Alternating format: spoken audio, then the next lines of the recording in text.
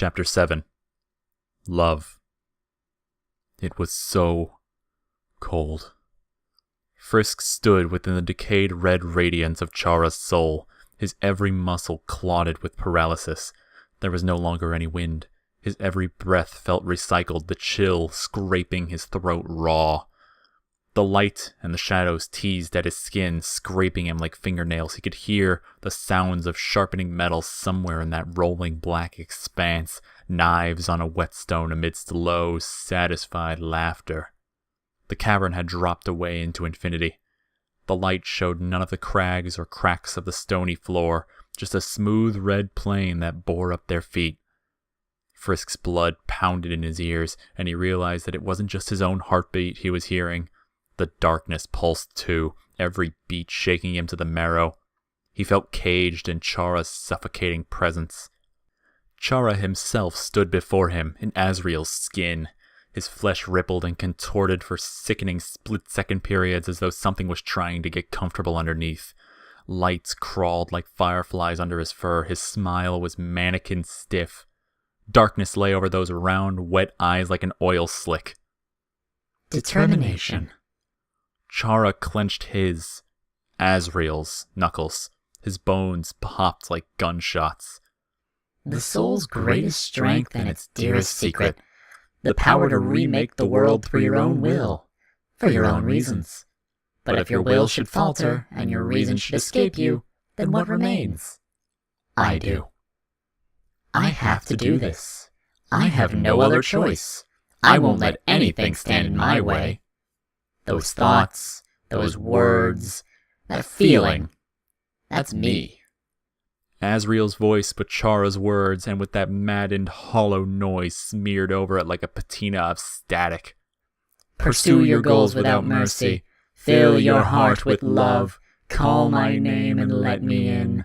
I will appear at your side, and with your help we will, in time, find the ending we desire. Thank you. Chara grinned with Asriel's face. The teeth were far too sharp. Frisk felt every unseen eye in the dark train on him. His knees buckled from the weight of that collective gaze. Your power awakened me from death. My human soul, my determination. At last I could reclaim them for my own. Because of your perseverance, your refusal to let Asriel's sacrifice be, I was finally able to answer his call. At first I was so confused. The darkness shuddered. Our plan had failed, hadn't it? Why was I brought back to life? But then, with your guidance, I realized the cause of my reincarnation. Regret. The light of Chara's soul flared ever brighter. It bored through Frisk's eyes as if it meant to tunnel out the back of his skull. The plan I had laid with Asriel ended in disaster. Our journey to the surface cost us everything. My body had expired, my soul shattered alongside his own. And yet somehow I continued, in whispers and rumor and the shadows of others' determination, waiting for my name to be called, to strike down everything that had wronged me. I was so certain that I had found my chance with you.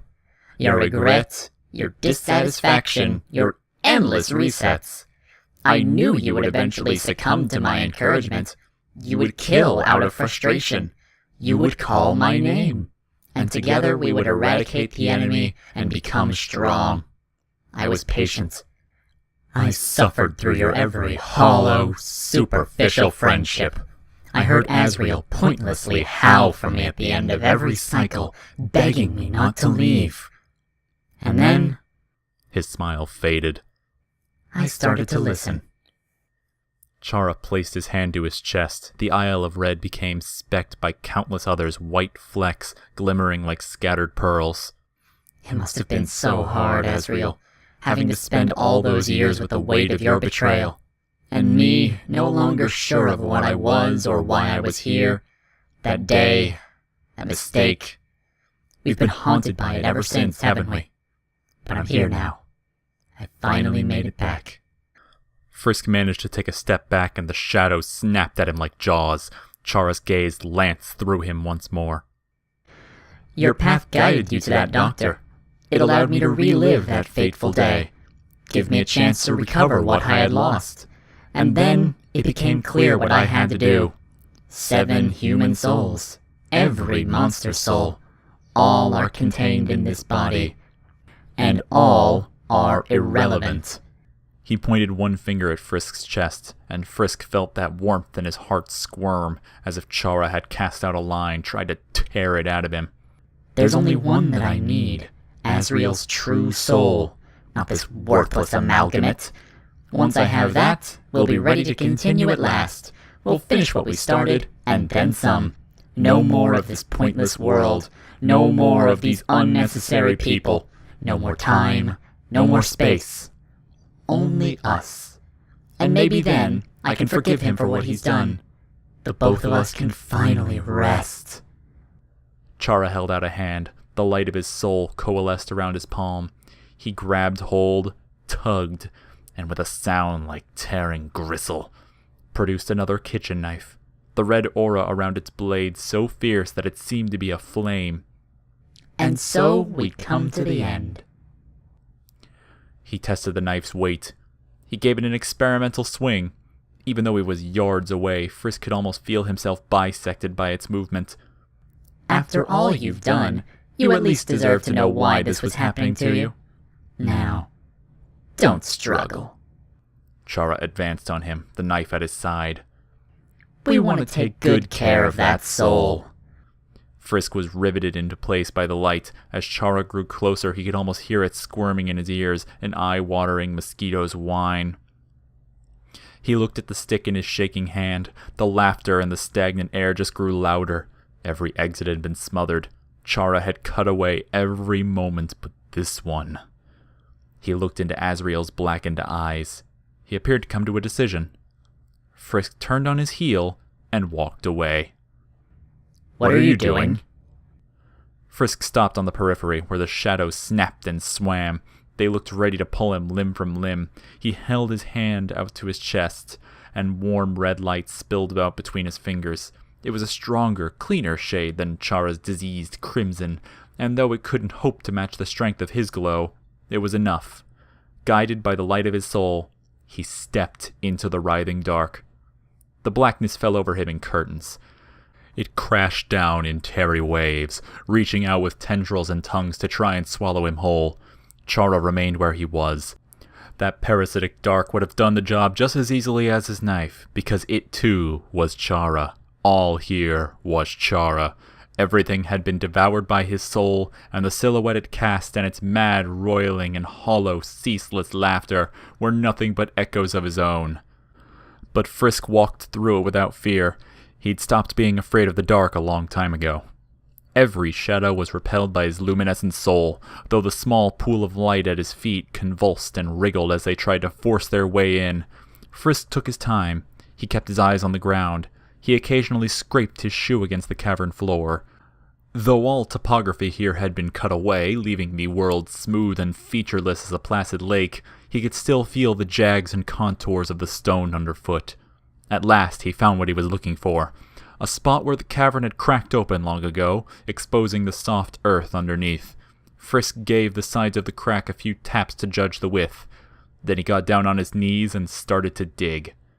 The light around him held steady. He could feel Chara's gaze on his back as though he was trying to peer around Frisk to get a better look. Chara himself had apparently lost patience. His footsteps resumed. That insectile hum grew louder. Frisk took his time. He clawed at the mud with his fingernails until he made a reasonably sized divot. Then he held up his stick, the one he'd carried since the first time he fell, every nick and groove where it had always been, the wood still lively and green. But its fight was over. There was nothing more it could do for him. He planted the stick in the hole he dug. He tamped the black earth back down. Chara was now only a dozen paces away. He raised his knife as Frisk stood up again. Frisk looked over his shoulder, and Chara stopped in his tracks. His smile curdled at the edges. By now, Frisk had endured his journey more times than he could count. He'd been repeatedly pushed to the brink of death, and sometimes beyond it. He'd endured freezing cold and broiling heat. He'd been made to let down and let go of people he'd come to care for. He'd wiled out the days in a place with no time, where the hulk of Mount Ebot smothered the sky. He'd listened to the collective misery and grief of an entire civilization over so many repetitions that he could quote their story down to the word. And worst of all, he'd saved them from that grief, only to cast them down into the dark again and again, all for the sake of someone who kept pushing him away for reasons he hadn't been able to understand no matter how hard he tried. And yet, despite it all, he still treasured every moment. The temptation and violence had never grabbed hold of him. The tenderness in his heart had never left. No matter the struggles or hardships he'd faced, he'd strived to do the right thing. And when, in spite of all his good intentions, he had still hurt people, he'd felt their pain as keenly as his own. He'd ventured into places and times beyond comprehension to grab hold of this last soul, which even now trembled within his breast. For the sake of one person, he'd gone to these lengths. And now, not just that one person, but everyone he'd ever known over the course of those countless loops was endangered, imprisoned in the blankly grinning creature that now backed away from him one shuffling step at a time. Frisk turned around fully. He stuck his hands in his pockets and scuffed his shoe across the floor, just as he'd watched Sans do. He took a deep breath and let it out. He remembered why he was here today. He held on to his hopes. He felt everyone's dreams. And he was filled with determination. Frisk's eye burned. The shadows fled up and away like a swarm of bats from the scarlet flame that erupted in Frisk's left eye, a heatless, continuous candle that beat back even the poison light from Chara's soul. For a moment that rigid smile on Asriel's face broke. Then it returned again, wider than ever.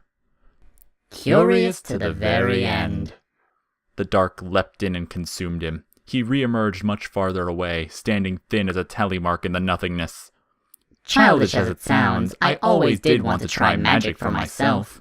Scraping metal filled the air. But I think we've both had enough of Asriel's immature tricks. This time, let's try something a little more practical.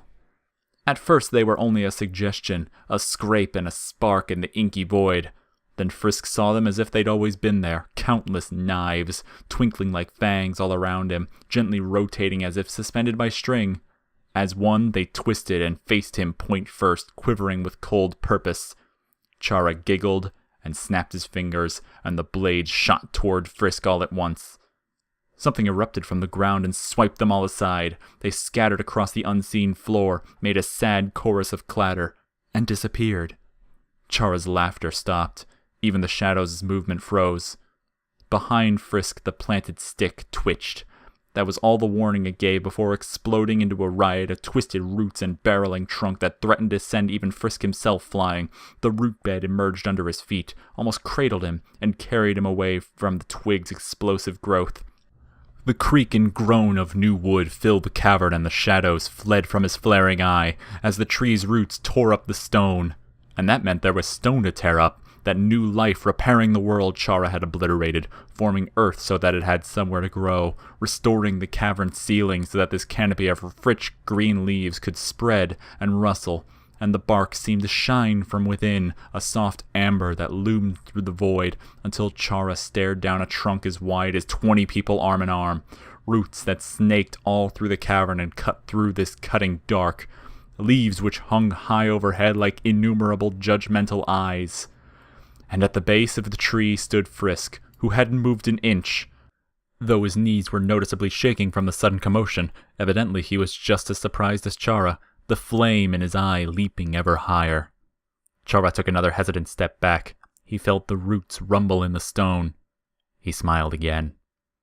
Asriel was right about you the first time. The cavern screamed with sharpening. You really are something special. Crackling wood met shrieking cackle as the dark consumed Chara and the knives began to fly. Thin as stilettos, huge as broadswords, slicing at Frisk from every direction and configuration. Asriel, in the throes of his power, had tried to bury Frisk in stars and lightning and rainbow light. Chara was less varied, but more focused, and his attacks continued without pause or interruption. Metal whirled, corkscrewed, flew at Frisk with gunshot quickness, each blade honed so thin that it could carve his soul from his body and his body from the world, just like what had happened to Gaster. A single blow vicious enough to send him into the void beyond time, and leave only enough of him to mourn what he once was. But every blade was rebuffed. Not a single blow could land. Even as the shadows babbled and yammered and taunted him in 10,000 voices, even as Azrael's mangled body hung suspended in dozens of places as though reflected through a prism, this one with his hands splayed in wild laughter, this one hanging limp as though dangling from a gallows, one with every limb askew, one with his head all wrong, one advancing with unstoppable purpose, and all of them holding that same knife, burning with the rotted light of Chara's soul. The tree defended Frisk. Somewhere in its heartwood it remembered the time it had spent in his hand, and as long as Frisk wished to live, as long as he stayed determined, the tree heard and obliged. Chara's voice cut through the cacophonous darkness, thin and cold as an arrowhead. Curious. How curious. Roots formed walls and cages and lattices and webs. The knives could barely nick the wood, and as soon as their momentum stopped, they fell lifeless and vanished. But 5 more blades took the place of each fallen one. Even with all this power, at the end of all things, you still won't attack me. Do you think you can defend forever?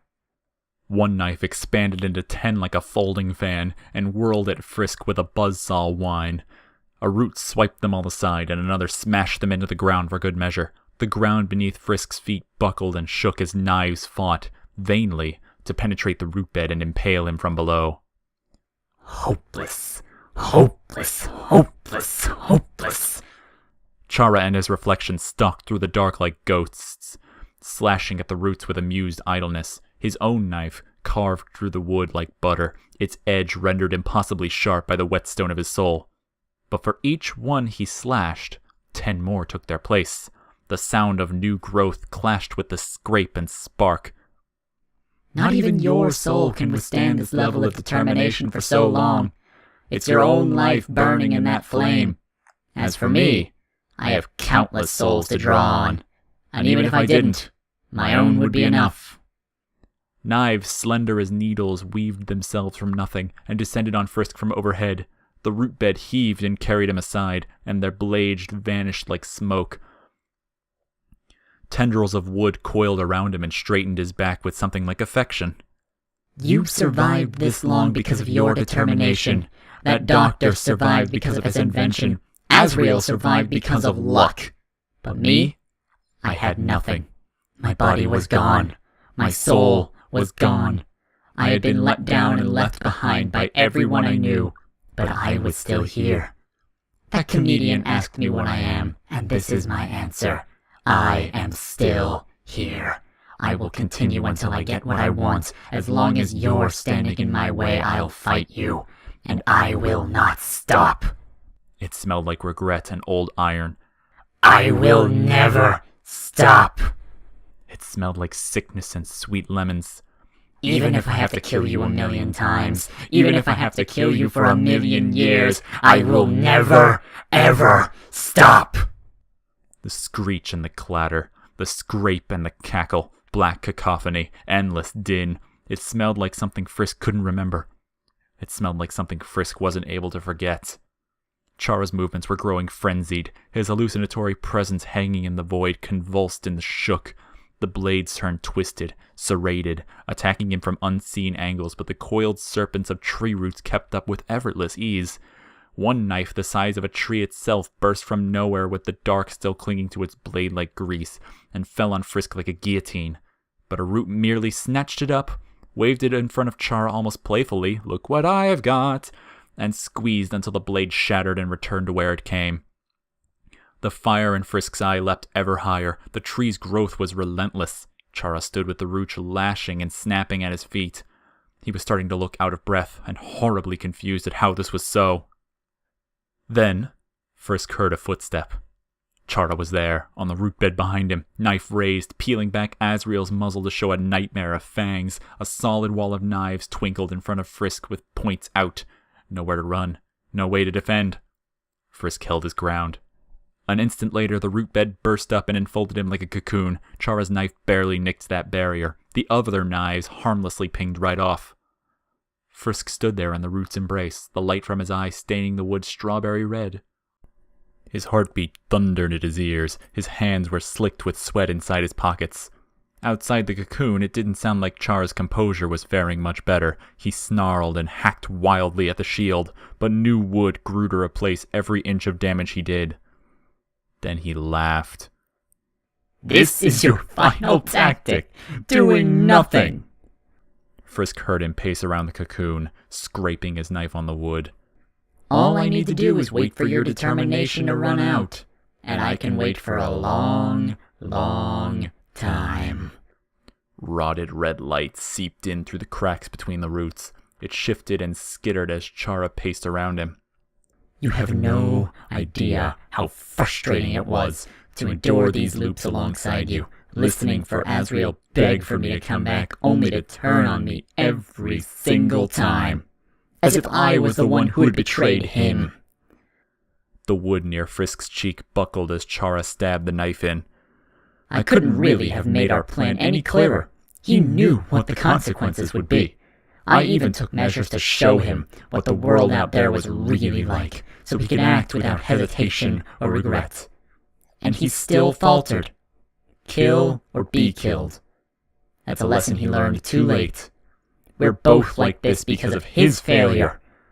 That's the person you wanted to save, no matter how many times he told you to leave." Chara fell silent.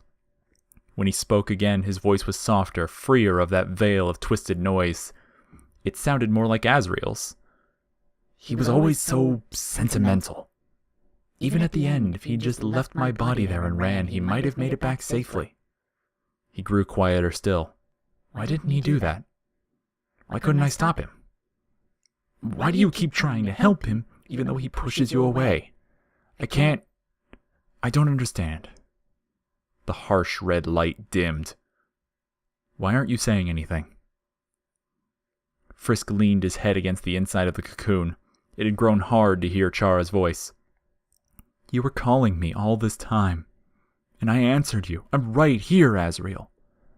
A long pause. "Aren't you happy to see me again?"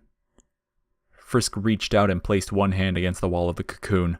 The roots trembled and slid away.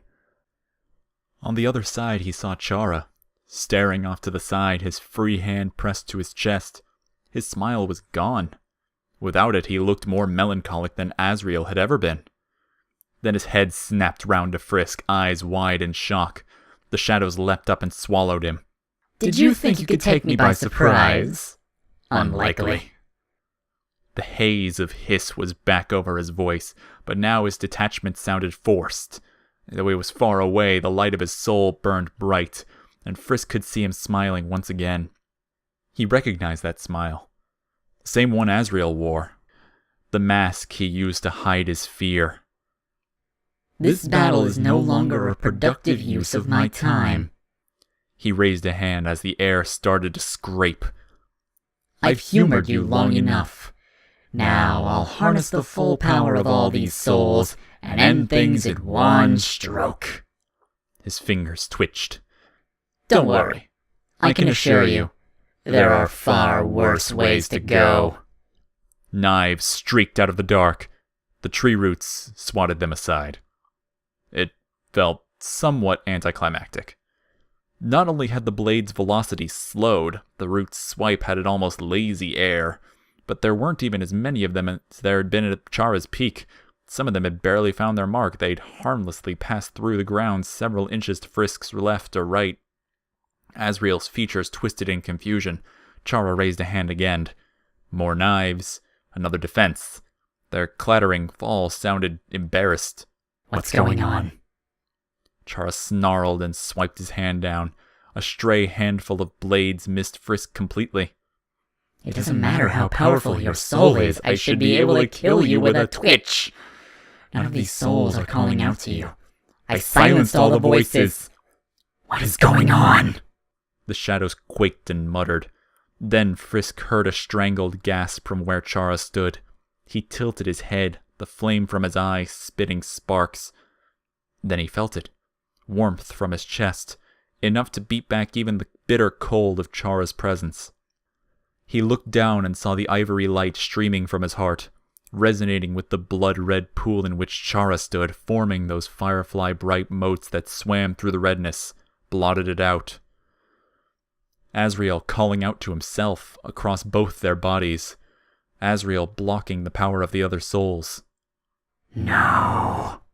Chara gripped the knife so tight that Azrael's fingers threatened to snap. No. This isn't happening. Again? Azrael, you're doing this to me again! His composure was completely gone now. His voice cracked even through the darkness's snarling fuzz. He beat on his chest like it was a malfunctioning radio, to no avail. If anything, the white swarm at Chara's feet only grew brighter. You're my friend! You don't even know him! He looked up at Frisk, his whole face trembled. You've been calling out to me all this time. I was finally about to make things right. Why are you stopping me now? He hates to see people get hurt. Frisk's voice was as soft as ever, but slid through the dark as easily as the tree roots beneath his feet. You're his best friend. Frisk's burning eye illuminated the sympathy in his face. You know that better than anyone. Chara's, Azrael's, mouth hung open. His clouded eyes shone overbright. He looked on the verge of tears. Then he grit his teeth, clutched his head, bent down low.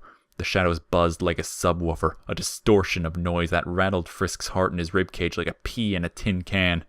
The darkness grew wild. It swirled in a blue-black sea. Chara threw his head and screamed to the sky, and the dark caught that sound, echoed and magnified it 10,000 times over, so that even with his hands clapped over his ears, Frisk felt like his skull would crack in two. The sound reverberated through the blackness, and gathered, and coalesced. Frisk looked up and thought he saw the stars, innumerable twinkles in that glossy flow. Then he heard scraping metal, and realized that they were yet more knives, more than all the others Chara had thrown at him combined and then some, poised to fall like in a false rain, and obliterate everything in their path. Chara's soul flared fierce enough to smother the other interloping lights. The metal overhead quivered like a prelude. But Frisk still felt Azrael's presence within him. Not words, but a suggestion. A lingering sentiment.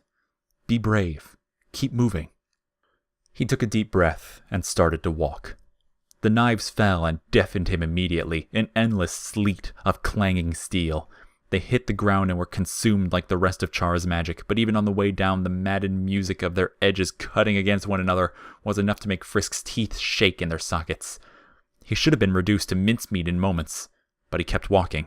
He maintained a steady pace. And though they would sometimes miss him by a mere inch, they missed him nonetheless, that lethal rain hitting the ground everywhere except where Frisk stood. Chara stood alone in the aisle of his soul and watched with horror as Frisk approached, that crimson flame burning brighter through streaks of silver. He could feel the soul straining against Azrael's skin. He looked at his own knife. The glow around the blade was dimming fast. I can't accept this. I will not accept this. He looked at the continuous downpour of blades. He looked behind him at the twisting shadows. Frisk's flame bore down on him. Chara clutched his chest, seemed to gather up his own lights. The pool around him shrank, pulled into Azrael's body. Red pinpricks glowed deep within the writhing black that covered Azrael's eyes.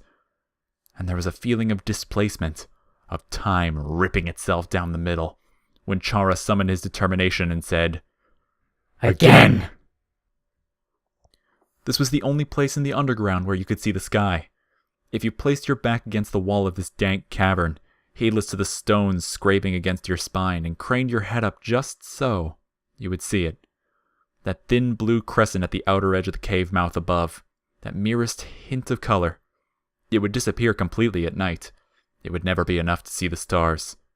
But sunlight lanced in anyway, and pooled in the center of this cave, where the earth lay rich and he lay flat on his back, his eyes wide and staring at nothing. For a minute it hurt too much to even blink. He heard distant bird song, the sound entering the cave and falling down here, just as he had fallen. The climb up Mount Ebott had been easier than he'd expected. It had helped to think of it as just taking a walk, put one foot in front of the other until he reached the end. So even when the trail became overgrown and the wind started to bite through his shirt and the bird song sounded like a goodbye, none of it mattered. What was important was that movement, one step after the next, to continue until he stopped. He'd made a mistake. If he had stuck to the trail, things would have been different. But the wind had begun to blow strong enough to make his teeth chatter, and the cave looked inviting and not too dark, so he stepped in just until he could warm himself back up again. Then he'd taken another step, and another, and the unseen root had snagged at his ankle and sent him tumbling to the ground. Except there was no ground, just empty air that went on for what felt like miles, and he'd been so shocked at his fall that he didn't even cry out before his back smashed into the soft earth at the bottom of the hole. Soft or not, it had still been enough to leave him paralyzed down there, his throat somehow incapable of drawing in anything more but the merest sips of air, his limbs splayed and unmoving. The same place, the same thing. He drew in enough breath to find his voice, and started to cry for help. He couldn't remember why he'd thought anyone would answer. He couldn't remember why he'd wanted them to. Maybe it had been the pain. It was certainly intense. He'd almost forgotten what it would even felt like to hurt. Maybe it had been the thought of the sun going down and burying him in the dark, and him still lying there, feeling his life trickle out of him by inches. By this time, he knew someone would answer. So he called out. His voice was thin and reedy as before, made fragile as glass by his fall. He was still disgusted by the weakness in that voice as it limped around the cave. He pushed it away from himself, pretended that it didn't actually belong to him. This wasn't a voice. These weren't words. They were just noise, and so it was okay if that noise went on. It didn't have anything to do with him. He didn't need to be ashamed of it. Before long, he heard cautious footsteps patter through the cave, their owner remaining silent, still unsure of what he'd find. But Chara knew exactly who it was this time. This hadn't been the solution he'd wanted. Having to share Asriel with the rest of the world didn't appeal to him. But now he had the benefit of foresight. He wouldn't be shocked at this strange child's appearance, wouldn't have that moment of disbelief that all the stories about monsters were true. He would immediately start thinking of the opportunity in this moment. He'd take Asriel's arm and follow him home. He'd thank him as soon as he found his voice. It was important to make a good first impression. Inch by agonizing inch, he turned his head. The footsteps were drawing close, that white silhouette emerging from the dark. And at last he saw, but it refused. He snapped back into the cold and the crashing shadow. He gasped for breath as if he'd just emerged from deep water. He'd nearly stabbed himself with his own knife as he clutched his burning chest. He'd forgotten he was holding it. He felt himself in the wrong skin. Asriel's body again. Back here, again. Frisk, here, again. Closer than ever, that dancing flame bearing down on him. The knives' downpour had slowed. They were missing Frisk by feet now, not just inches, and even their blades were starting to deteriorate. In that hail of metal, it was possible to make out knives that were warped, dulled, bent. Frisk either didn't notice or didn't care. His patient step continued. The dark cringed away from him. Chara looked down at his own knife and saw the glow around the blade had dimmed to a flicker. His soul's light had started to ebb. He didn't give up. He stayed determined. He stared down Frisk with his stolen eyes. He sucked in another burning breath, and then that sense of division, of broken time, when he held on to his heart and said, "Again!" Here were the tricks he had taught himself. Do what people want, and they'll go away. Smile until everything seems funny. Avoid eye contact when possible. They might see what you're thinking. Remain silent unless spoken to. Everyone prefers a quiet child. He found himself drawing a picture of a flower. A basic thing, just a group of oblongs sloppily colored in. But that was another trick. Keep up appearances. Keep your hands busy, and they leave you alone. And when he drew these pictures, he remembered the smell of the flower's pollen. Despite everything, he still treasured that scent, that bittersweet citrus. His head snapped up and he saw that he was back in their bedroom. Only it wasn't really theirs. Nothing in here belonged to him. But this wasn't the time to dwell on that. His hand, went up to his chest and he felt the cool metal of the locket pressed against his skin. A sizable jump, then. Azrael hadn't given him this until several months had passed. Another thing he couldn't understand. Everyone in this house knocked at the bedroom door if he kept it shut. He didn't know why they wouldn't just open it. This wasn't his room.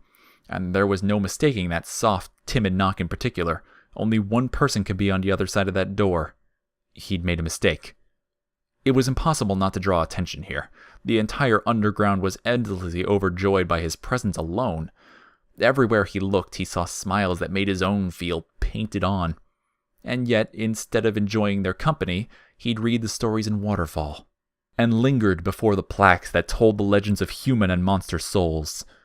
At mealtimes, when this strange family had asked him about his day, he'd replied with prodding questions about the nature of the barrier, and Azrael, who'd clung to him like glue with his gardening tools and his video camera and his permanent, pathetically eager smile. He'd watched and waited and gauged just how far he could be pushed, how much he was willing to sacrifice for a friend. Azrael would never open the door if he knew Chara was in there. He respected Chara's privacy. Once, as an experiment, Chara had waited until after bedtime and asked Azrael to go to the kitchen and get him a glass of water. Then he'd shut the door behind him and wouldn't open it again. Not when Azrael knocked, not when he'd started to whisper Chara's name. He'd gone to sleep and woken up several hours later to find Azrael's bed still empty. In the hall outside, he'd found Azrael curled up and snoring and shivering on the floor, the glass of water beside him. He hadn't been able to get back to sleep after that. He'd felt sick for the rest of the night. He understood those feelings now. Forget the surface, forget his tricks. Hold this moment together until it destroyed that freezing nightmare in his future. If he just stayed determined and let this timeline heal, it would make everything right. He put his drawing aside. He clambered off the bed and walked across the room and finally opened the door but it refused.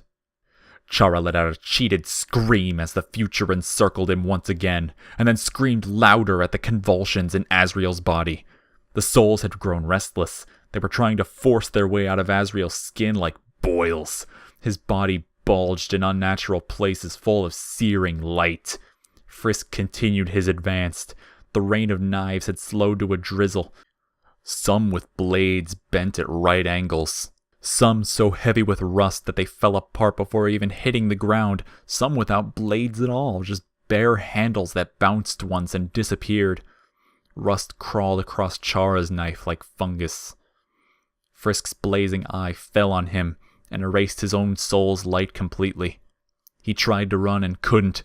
His whole body felt like it would come flying apart at the least jostle. His chest buckled and heaved, but he still remained determined, stolen hands pressed against stolen skin to hold in his stolen souls, and once more that feeling of tear and shatter, time and space cracking apart when he raised his stolen voice and cried, "Again!" He'd made a mistake. He realized his error the moment he felt the sun on his back. Even before he felt himself wearing Azrael's skin again, or smelled the pollen, or heard the riot of screams around him, that sunlight was all the warning he needed. There was only one time when he'd felt that sensation after he'd fallen into the underground.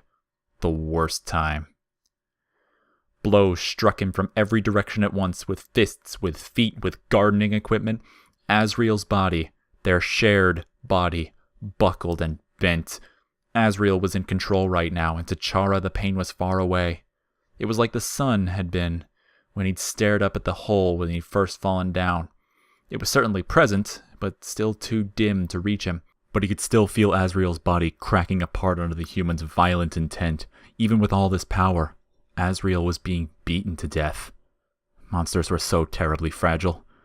The village with its squat houses and blue skies and the smell of sweet lemons, the sunlight warm on his back, the body lying in the flowers several feet away. Dying the first time hadn't been so bad.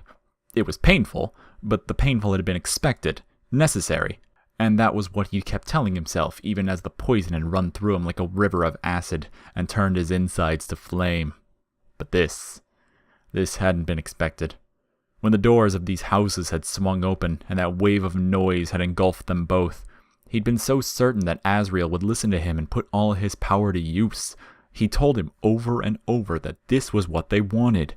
The gathered souls, the broken barrier. The monsters could re-emerge into the sunlight at last. The fact that they'd do so over the burning coals of this village hadn't been stated outright, but absolutely implied. And if Azrael wouldn't do it to save the monsters, then he'd at least do it to save himself. A little fear would provide excellent incentive. Azrael was always so afraid. But then, at the crucial moment, his willpower had turned solid as a cliffside, and Chara had run right into it. Control lost, movements paralyzed.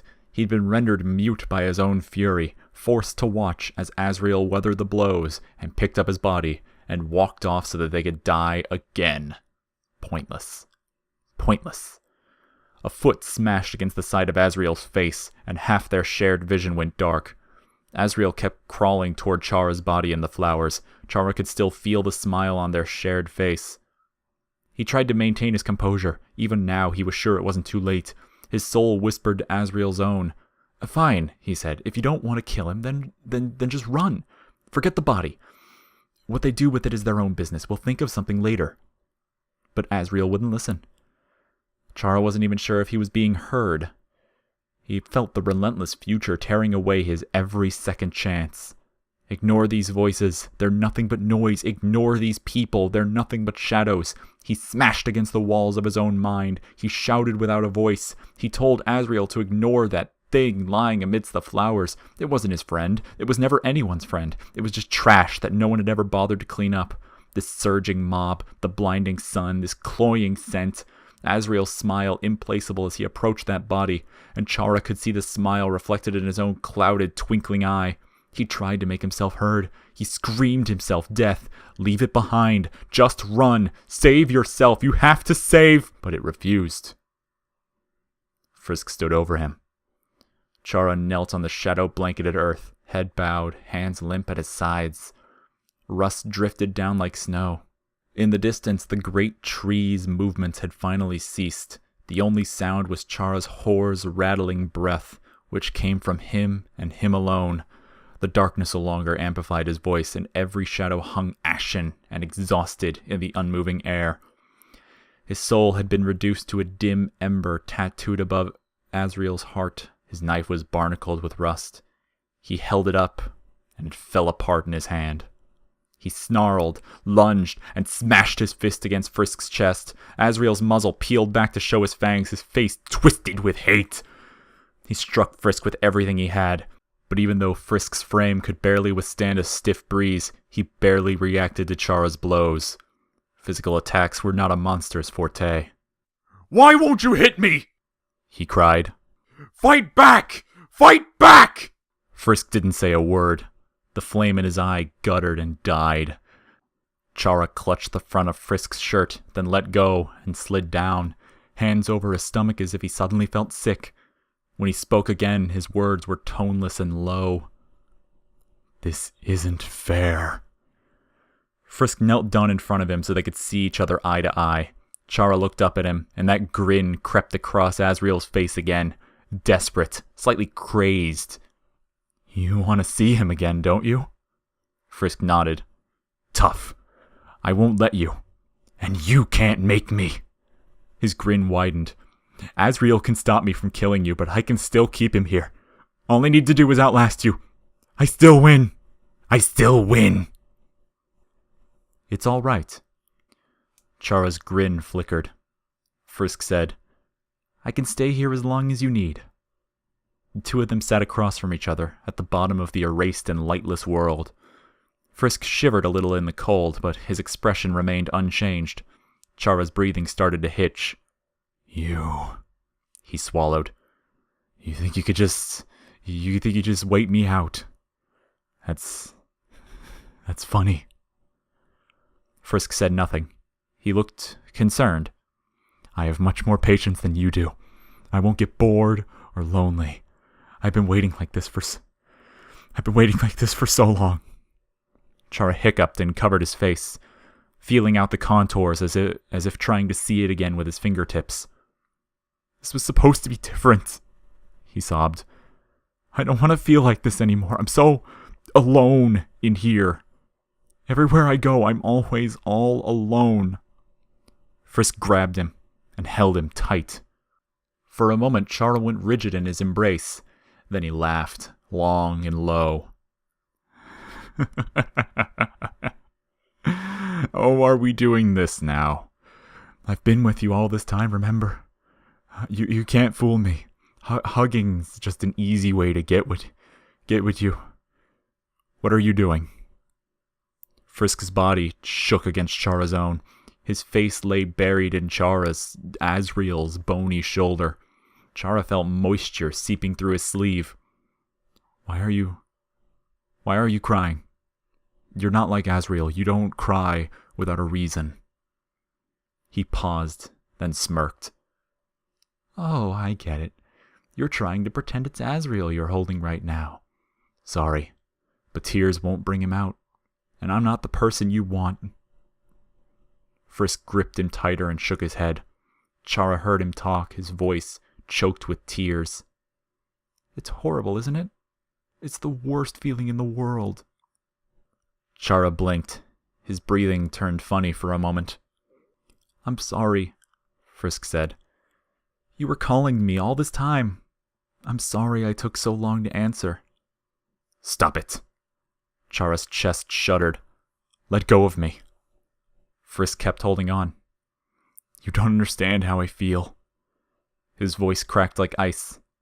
You don't. You don't. Chara threw his head back and started to wail. What he did couldn't even be called crying exactly.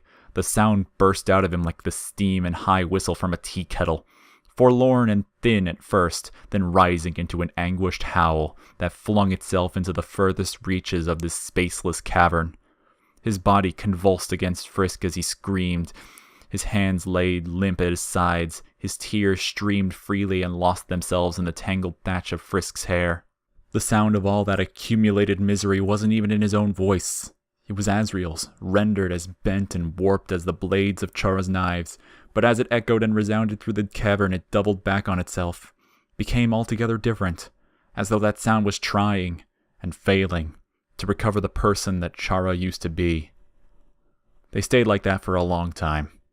Chara cried until his voice was gone and then wept for a while after. Throughout it all, Frisk didn't let go.